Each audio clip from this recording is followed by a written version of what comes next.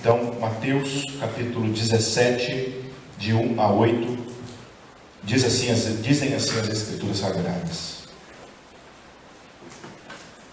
6 dias depois, tomou Jesus consigo a Pedro e aos irmãos Tiago e João, e os levou em particular a um alto monte, e foi transfigurado diante deles, e o seu rosto resplandecia como o sol, e as suas vestes tornaram-se brancas como a luz. E eis que lhes apareceram Moisés e Elias, falando com ele. Então disse Pedro a Jesus: Senhor, bom é estarmos aqui. Se queres, farei aqui 3 tendas. Uma será tua, outra para Moisés e outra para Elias. Falava ele ainda, quando uma nuvem luminosa os envolveu. E eis vindo da nuvem uma voz que dizia: Este é meu filho amado, em quem me comprazo. A ele ouvi. Ouvindo-a, os discípulos caíram de bruços, tomados de grande medo. Aproximando-se deles, tocou-lhes Jesus, dizendo: Erguei-vos e não temais. Então, eles, levantando os olhos, a ninguém mais viram, senão a Jesus. Oremos, meus irmãos e minhas irmãs. Pai, em nome de Jesus Cristo, está aqui um trecho da palavra revelada do Senhor. Pedimos ao Senhor que nos ilumine cada cognição de cada um, ilumine também a nossa compreensão, dá que, iluminados pelo Senhor, essa palavra seja palavra de Deus para cada um e para cada um aqui congregado, no nome de Jesus, amém. Bom, meus irmãos e minhas irmãs, nós estamos no primeiro domingo da quaresma, no tempo chamado quaresma. É simples, é muito simples mesmo. Muitas vezes nós perdemos o sentido quaresmal. A quaresma é um tempo de preparação, é um tempo onde nos preparamos para celebrarmos devidamente a Páscoa. É esse o objetivo da quaresma. Eu preciso parar, refletir, tentar entender qual é o significado da ressurreição para a minha vida. Qual é a importância de Jesus ressurgir de entre os mortos e me dar vida. E hoje nós começamos esse preparo. Todo domingo que antecede o primeiro domingo da quaresma, grande parte dos cristãos reunidos aí pelo mundo afora, eles separam textos da transfiguração. Ora em Mateus, ora em Marcos, ora em Lucas, mas esse ano, principalmente, como esse ano litúrgico privilegia o Evangelho segundo Mateus, nós separamos o texto de Mateus para o ano de 2020. Esse texto traz uma compreensão de quem é Jesus. E a gente precisa fazer essa pergunta para nós. No domingo da transfiguração, esse domingo, ele faz parte desse início de preparo. Eu preciso me perguntar assim, para eu me preparar para celebrar a Páscoa, eu preciso entender quem é aquele Jesus que se mostrou para Pedro, para Tiago e para João lá no Monte da Transfiguração. Eu preciso compreender também qual que é a importância disso nesse caminho, nesse processo, nessa jornada. O que isso vai trazer para mim de reflexão? E talvez a pergunta mais importante para nós hoje seja: quem de fato é Jesus para você? Quem de fato é Jesus para a sua vida, para a minha vida? Ou o que o povo diz a respeito de Jesus? Essa pergunta foi feita, inclusive. Se nós olharmos o capítulo anterior, que é o capítulo 16, o próprio Jesus faz essa pergunta aos discípulos. E Pedro responde a Jesus Cristo, quando Jesus pergunta: olha, quem aí fora está dizendo, o que eles estão dizendo sobre mim? Quem eu sou? O que eles estão dizendo quem eu sou? E para vocês, meus irmãos, meus amigos, meus parceiros, quem eu sou para vocês? Pedro responde isso, iluminado por Deus, inspirado por Deus. Pedro diz que Jesus é o Cristo, o Messias, o Filho do Deus vivo. Está lá no capítulo 16, verso 16 também. Agora no capítulo 17, a minha percepção é que Jesus parece confirmar essa fala de Pedro lá no capítulo 16. Agora no capítulo 17, Jesus então chama os seus discípulos mais próximos, Pedro, Tiago e João, e vai para um alto monte. E eu me pergunto aqui, por que Jesus vai para um monte com Pedro, com Tiago e com João, e não para o templo se mostrar? Por que Jesus não preparou esse momento lá no templo? Eu fico me perguntando, guarda essa pergunta aí. Por que será que Jesus então sai e vai para o monte? E se revela no monte para Pedro, para Tiago e para João? Eu fico também imaginando, e trazendo aqui a reflexão, que o monte sempre aparece em momentos significativos na vida de Jesus Cristo e na própria história do povo de Israel. Nós vemos, por exemplo, a tentação de Jesus foi no monte. Nós vemos o sermão mais conhecido de Jesus Cristo, é o Sermão da Montanha. Nós temos também momentos de oração que Jesus também se meio que quase que enclausura no monte para renovar suas forças e depois desce para a sociedade, para o meio do povo, Nós temos um milagre que alimentou 5.000 homens, fora mulheres e crianças, no monte. Também nós temos na história de Israel, Deus se revela para o próprio Moisés e também para Elias, onde? No Monte Sinai. Também no monte. Monte é um sinal aí de algumas coisas significativas no cristianismo e em toda a nossa tradição judaico-cristã. E eu fico também pensando, nós temos lá no Monte Sinai a revelação de Moisés, de Deus a Moisés e a Elias, e agora Deus se mostra para Pedro, para Tiago e para João no Monte Tabor. O Monte Tabor fica entre Nazaré e o Lago da Galileia. Jesus se mostra de maneira deslumbrante. A roupa de Jesus brilha, e é bem interessante porque lá quando Deus se revela a Moisés, o rosto de Moisés brilhou, lembra disso? Jesus leva 3 amigos também, Moisés tinha 3 amigos com ele lá. Tem uma relação interessante entre o Sinai e o Tabor. A aparência de Jesus fica deslumbrante, e 2 pessoas do Antigo Testamento aparecem lá com Jesus Cristo. 2 pessoas. Nós temos então a presença de Moisés e a presença de Elias. O ano passado, não sei se vocês vão lembrar, no domingo da transfiguração, o foco que eu trouxe na reflexão foi que Moisés representava a lei. O principal legislador de toda a história de Israel é Moisés. Não é isso? E Elias representava quem? Todo o profetismo. Todos os profetas são representados aqui por Elias. E é interessante porque quando a voz vem, é como se o próprio Deus estivesse dizendo assim, diante da representatividade da lei, da representatividade dos profetas, ouça este aqui. Então eu tenho a lei e os profetas se rendendo à pessoa de Jesus Cristo. Traz para nós aqui uma reflexão, que tudo aquilo que eu vou ler, de maneira especial na Antiga Aliança, eu preciso ler da maneira que Jesus leu. Então não é uma leitura literal qualquer. Uma leitura que passa por uma chave interpretativa que é a pessoa de Jesus Cristo.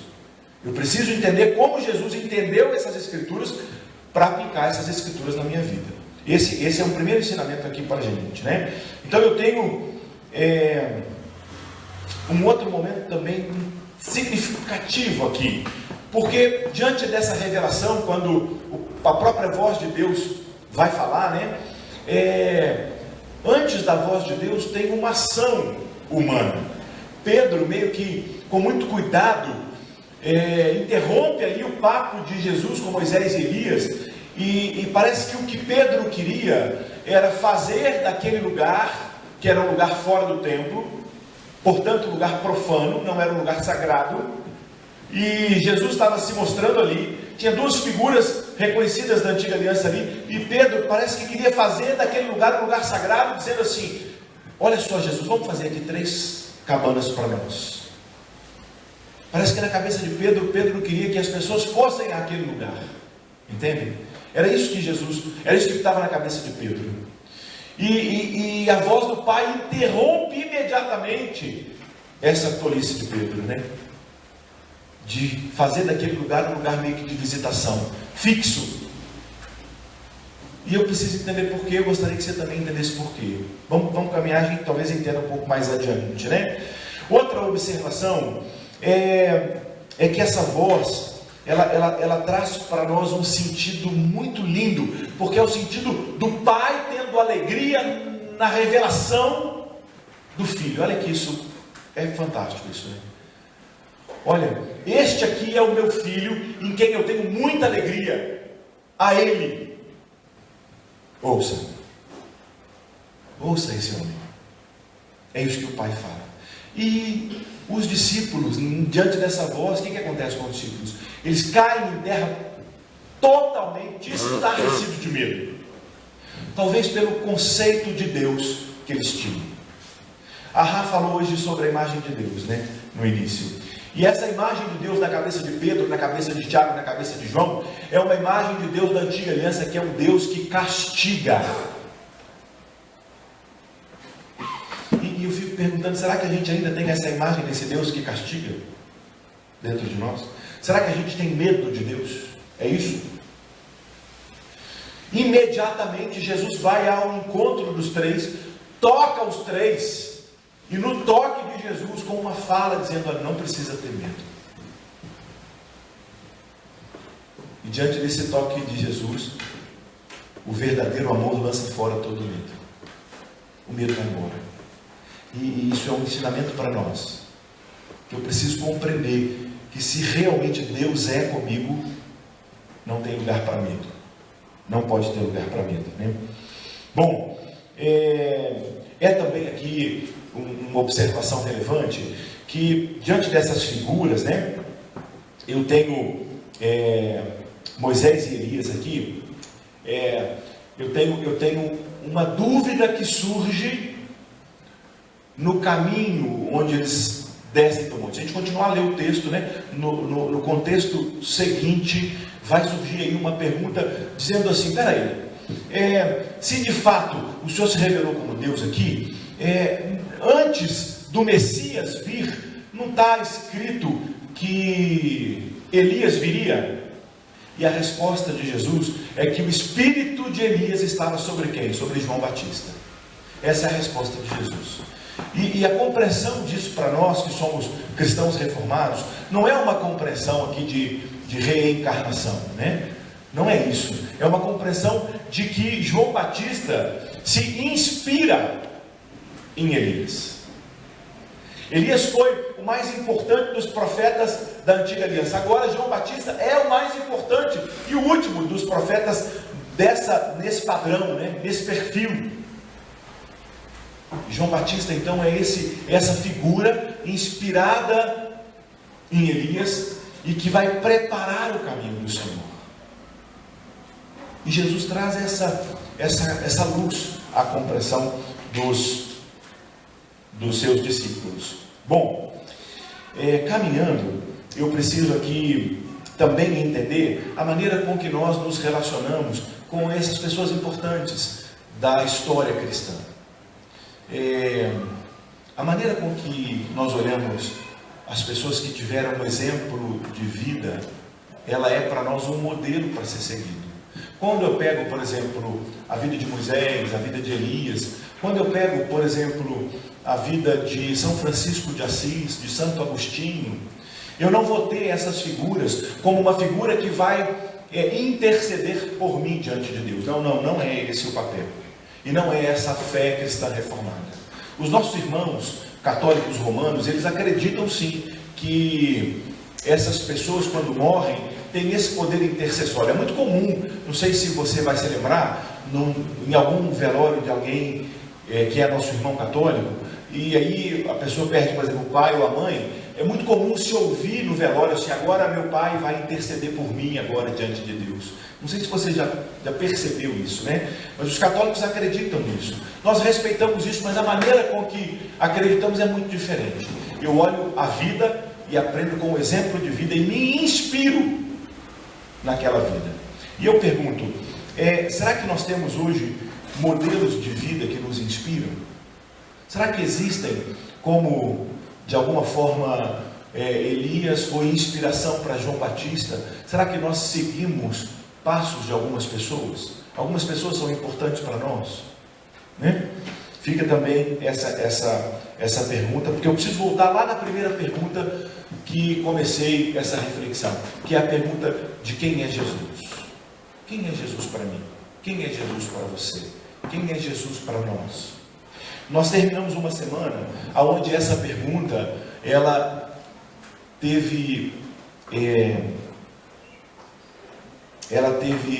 momentos muito polêmicos, porque essa pergunta foi feita numa comunidade carente, numa favela, e essa favela trouxe uma resposta na avenida no Rio de Janeiro sobre quem é Jesus para eles. Eu estou falando sim do Grêmio Recreativo Escola de Samba Estação 1ª da Mangueira, que propôs um samba enredo e propôs um desfile onde todos os carros alegóricos falavam de um Jesus que poderia ter nascido lá na periferia do Rio de Janeiro, lá no Morro da Mangueira. Um Jesus que vivia no meio, que poderia ter vivido no meio da favela. A letra do samba fala de um Jesus da gente, ou seja, de um Jesus que vivia ali, em contexto de periferia, sobre marginalização, e que poderia muito bem vivenciar essa rejeição da cor da pele negra, de uma possível origem indígena. E eu pergunto, o que temos feito de fato com os nossos nativos, como temos percebido os nossos nativos. Tem acontecido no Brasil um genocídio e nós, muitas vezes, de olhos fechados, não estamos nem nos envolvendo, nem sabendo disso. E eu pergunto qual seria o nosso papel quanto cristão, como igreja, diante dessa atrocidade que está acontecendo com os índios brasileiros, né? Eu fico também me deparando lá com a resposta da Mangueira de um Jesus como uma mulher rejeitada. Eu não sei se vocês perceberam, né? Eu ouvi a entrevista dessa mulher que teve a hombridade, para não ser escândalo para ninguém, de cobrir o corpo. Vocês perceberam isso, né? E eu fico tentando imaginar, será que é difícil nós observarmos um Jesus numa figura feminina que é marginalizada na sociedade? Nós temos uma sociedade que é estruturalmente machista, alarmantes da diferença entre homem e mulher na nossa sociedade. Já andamos sim uma distância boa, mas ela não é suficiente não. Ela não é suficiente. A gente ainda ouve muito machismo na fala de todo mundo, né? E isso precisa ser combatido totalmente. E agora esse Jesus aparece na possibilidade de uma imagem de uma mulher. E a letra do samba diz assim, olha só, ela faz uma pergunta para a gente: será que todo o povo entendeu o meu recado? Será que todo o povo entendeu o recado de Jesus? Essa fala do samba enredo da Mangueira. Outra declaração que Raíssa lembrou também hoje aqui, é que não tem futuro sem partilha. É uma declaração que para eles, olha só, nós estamos falando de um povo sofrido, num contexto de periferia, marginalizado no Brasil, e que está dizendo que não tem futuro sem partilha. E eu fico perguntando assim, será que a gente tem alguma identificação com esse Jesus que se revela para nós das Escrituras? Não tem Messias de arma na mão. Existe a possibilidade de um Messias que defende a violência? Não. Que defende a morte de alguém? Não. Não tem. Não tem. Não tem possibilidade de ninguém que se diz cristão defender a morte de alguém. E o samba grita, né? Ele diz assim: porque de novo cravejaram o meu corpo os profetas da intolerância, sem saber que a esperança brilha mais na escuridão. E eu me pergunto, é escândalo levar Jesus para a avenida? Não. É escandaloso isso? Obrigado, continue, por favor. Esse samba enredo vai trazer para nós 3 observações, tá bom? Primeira observação, é uma denúncia que o samba traz. É uma denúncia da difícil realidade da vida na periferia das cidades. O samba está denunciando isso. Uma denúncia de uma realidade que muitos que não moram em periferia sequer querem tomar conhecimento. Porque quando fala de partilha, fala no bolso desses que não moram em periferia. E a gente não quer mexer nisso. Entende isso? Né? É claro que eles estão falando no contexto do Morro da Mangueira, mas poderiam muito bem estar falando da favela da Sé. Poderia muito bem estar falando da favela de Santa Maria. E tantas outras que eu posso fazer uma relação de dezenas aqui em torno de BH, na periferia de Belo Horizonte. Outra mensagem que o samba traz para nós é a fé que existe nesse contexto de periferia, que é exemplar. E aí eu me inspiro na fé desse povo sofrido.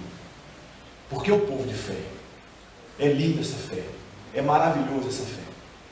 E eu preciso aprender com a fé desse povo em contexto de periferia. E é claro que está aí, né, muito, assim, de maneira muito clara, uma mensagem política e econômica. Não é isso? Favela pega a visão, não tem futuro sem partido e nem precisa de arma na mão. Isso é uma mensagem política e econômica. Está claro isso aí?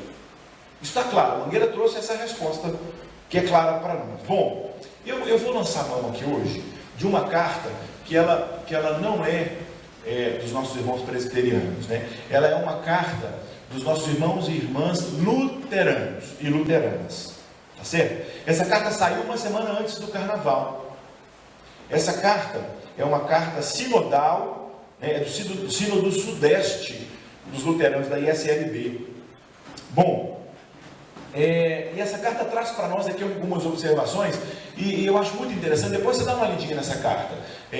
Eu brinquei de manhã falando que no meu tempo, quando eu queria um documento, eu tinha que ir numa biblioteca pública, né? Hoje o documento, você dá uma gugada aí, ele está aí na sua mão, não é assim? Então você pode procurar essa carta que você vai achar. Ela está aberta aí para todo mundo. Então eu vou lançar a mão dessa carta aqui hoje para a gente. Se eu estou falando de irmãos que me inspiram, eu talvez possa olhar para os luteranos e me inspirar hoje. Nessa carta está dizendo o seguinte: primeiro, a mensagem de Jesus, num contexto de periferia e de forma muito especial, identificado como pobre, não é novidade para ninguém. Isso é muito comum e já roda há muitos anos, de maneira muito especial no contexto latino-americano. Nós, da Igreja Presbiteriana Unida do Brasil, fomos diretamente influenciados por essa mensagem. No nascedouro da IPU está essa mensagem. É só a gente visitar os nossos documentos que a gente vai ver lá, tá bom? Outra coisa, um Jesus solidário, né, a essa realidade de vida. Isso também é muito comum e há muito tempo, tá bom? Falar de intolerância religiosa é algo que deveria fazer parte do nosso DNA enquanto cristão, porque é inaceitável nós temos alguns irmãos que vão para um extremo e que destroem centros de macumba, pessoas que têm uma religião de matriz africana, alguns que se dizem cristãos, que se dizem seguir um Deus de amor, vão para um extremo de desrespeito. É absurdo isso. Isso é um reflexo de racismo, quer a gente queira ou não. É só a gente ter um tiquinho de senso que a gente vai entender que isso é racismo. É só isso, né? Porque a gente não tem problema com o Thor, não é verdade? A gente vai para o cinema com o Thor, não é que é branco, louro, bonito, não é? Então a gente não tem problema com mitologia nórdica. Por que a gente vai ter problema com mitologia negra? Não é assim? Eu preciso respeitar do mesmo jeito, tá bom? Então isso deveria fazer parte do nosso DNA. Então não é ofensivo, diz a carta, uma escola de samba levar Jesus Cristo como tema do seu enredo. Não é ofensivo, é o que eles estão dizendo. Traz para nós aqui uma pergunta que eu acho que é muito importante, que é a pergunta da separação do santo e do profano. E talvez isso que tenha incomodado muito alguns dos nossos irmãos quando a Mangueira entrou na avenida com o tema de Jesus. Eu ouvi muita gente dizendo que é absurdo, como isso, e de maneira muito especial com aquele menino preto pendurado naquela cruz, né? Alguns se sentiram ofendidos. E eu fico imaginando, porque a resposta é porque ali não eles estão profanando, né? É como se tivesse levado o sagrado para um lugar profano. Tá bom, vamos pensar nisso um pouquinho. E eu me pergunto, O que é sagrado para nós? O que é sagrado para nós? Para nós reformados, sagrado não é o ajuntamento de gente que tem fé. Sagrado para nós não é a construção de um templo. Se a gente for fiel à teologia reformada, não é. Não é esse espaço aqui de templo. Não é. Não é isso que é sagrado para nós. Sagrado para nós é o espaço ocupado por Deus. Sagrado para nós é onde Cristo se faz presente e onde Cristo é testemunhado. Então, se eu pego o conceito de sagrado para os irmãos reformados, para nós, será que a Mangueira não, de alguma maneira, levou o sagrado para um lugar profano?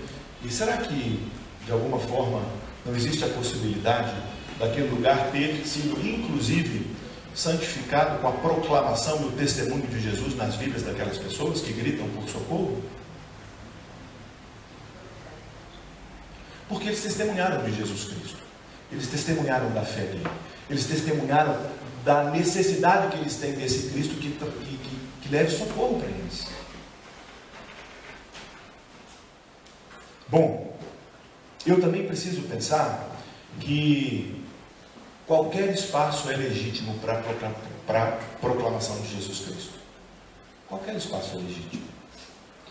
Então, se nós cremos, que o testemunho de Cristo ele pode ser feito em qualquer lugar, então não importa se nós estamos num culto comunitário, se nós estamos num retiro espiritual, se nós estamos num bloco de rua, se nós estamos na Avenida do Samba, o importante é testemunhar Cristo na vida. É isso que é importante. E é essa reflexão que a gente precisa trazer.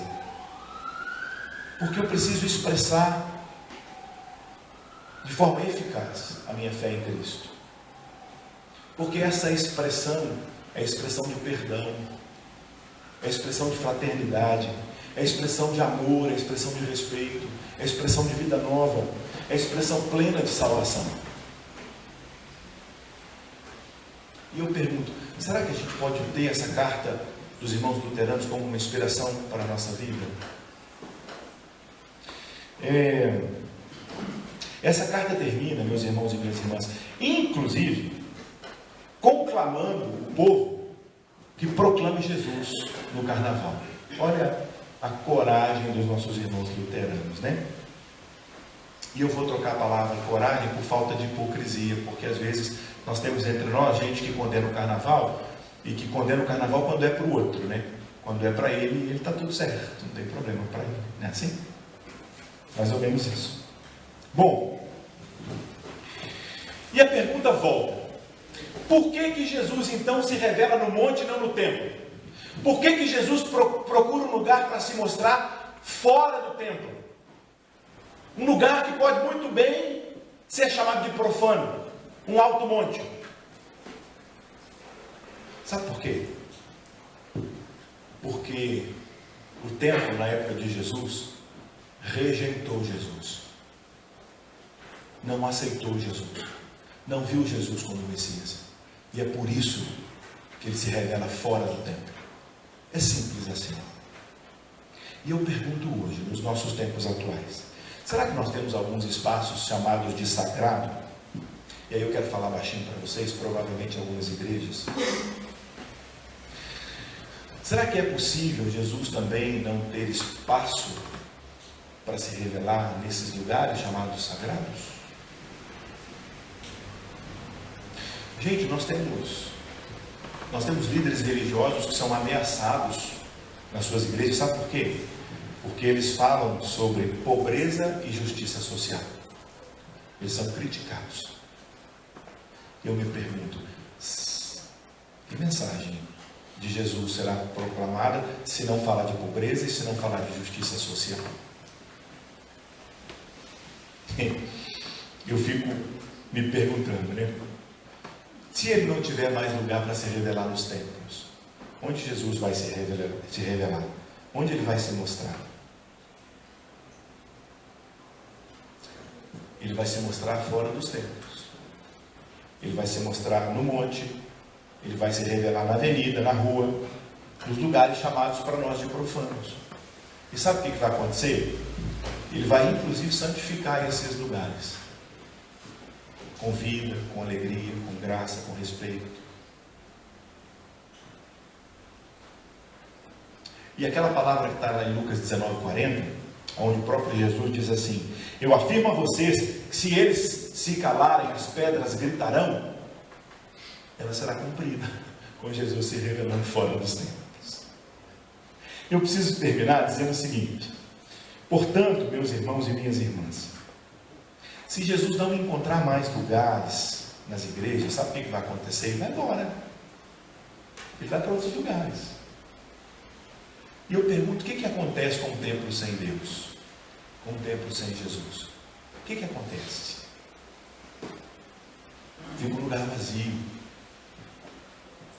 um vácuo, um lugar onde a paz que vem do alto não é mais percebida, onde o desespero toma conta, onde os conflitos se instauram, onde os preconceitos tomam conta, onde as injustiças também se instalam.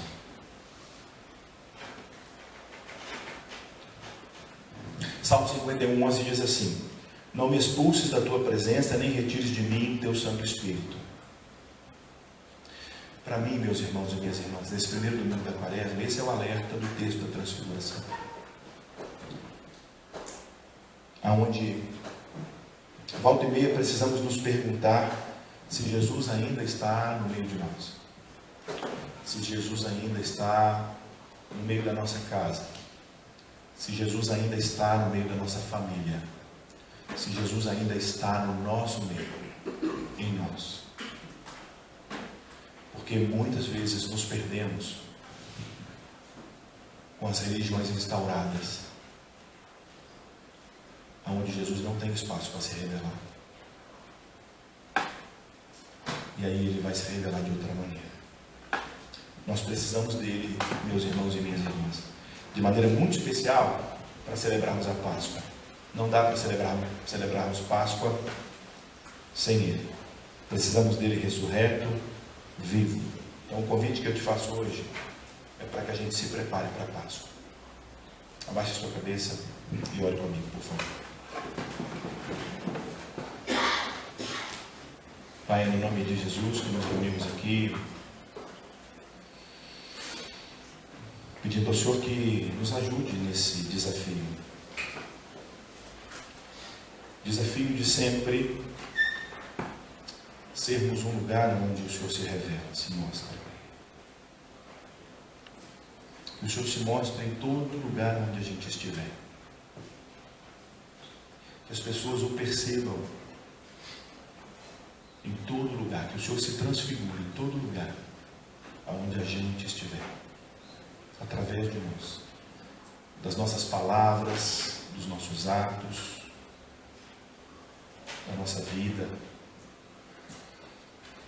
que nos inspiremos uns nos outros, que nos ajudemos também, mutuamente.